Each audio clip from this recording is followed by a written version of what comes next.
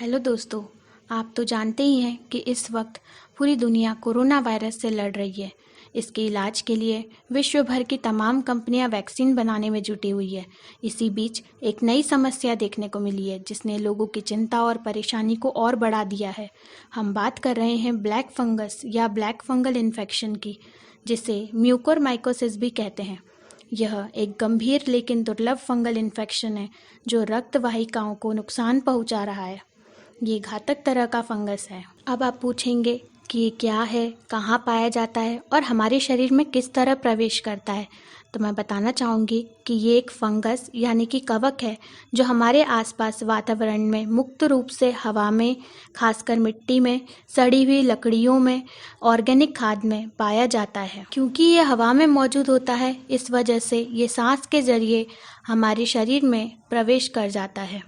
या अगर हमारे शरीर में किसी तरह का घाव हो या शरीर कहीं से जल गया है तो वहाँ से भी ये इन्फेक्शन शरीर में फैल सकता है। ब्लैक फंगल इन्फेक्शन इतना खतरनाक और भयावह इसलिए है क्योंकि इसके फैलने की गति बहुत ही तीव्र होती है।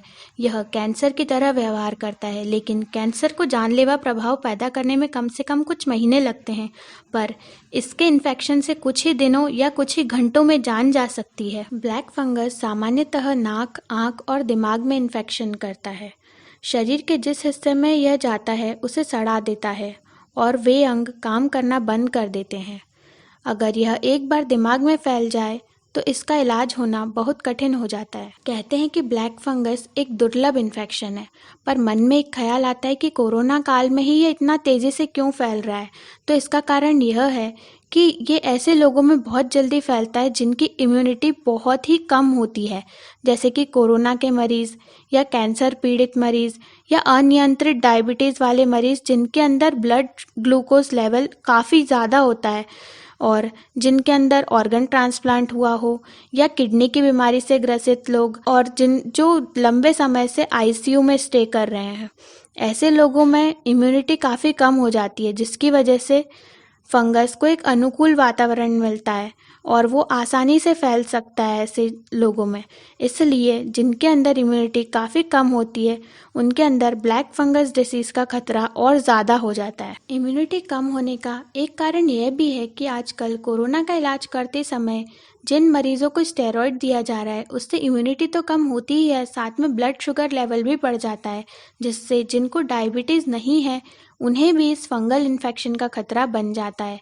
इसलिए स्टेरॉइड के विवेकहीन प्रयोग पर रोक लगनी चाहिए और इसके प्रयोग के समय टाइमिंग और ड्यूरेशन दोनों का विशेषकर ख्याल रखना चाहिए।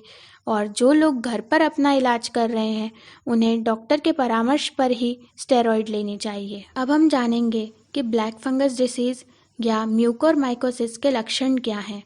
चेहरे पर अगर स्वेलिंग दिखे, खासकर आँखों और गालों के आसपास, नाक बहने लग जाए, नाक में काला सूखा क्रस्ट बनने लगे, नाक बंद रहने लगे, साइनस कंजेशन हो, असहनीय सरदर्द हो, आँखों का लाल होना, आँख और नाक के आसपास काले धब्बे आना, उल्टी या बुखार आना, ऐसे लक्षण जैसे ही दिखें तो हमें तुरंत डॉक्टर को दिखाना चाहिए और जल्द से जल्द एंटी फंगल थेरेपी करानी चाहिए। इन्फेक्शन कितनी तेज़ी से फैलेगा यह तो आपकी इम्यूनिटी पर डिपेंड करता है, पर जल्दी से जल्दी डॉक्टर का परामर्श लेना बहुत ज़रूरी है।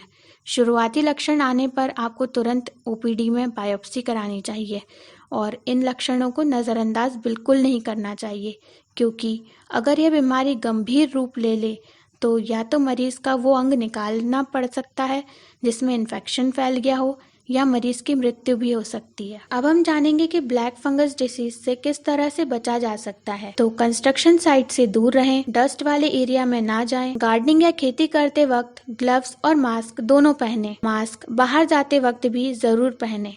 उन जगहों पर जाने से बचें जहाँ ड्रेनेज का पानी इकट्ठा होता हो।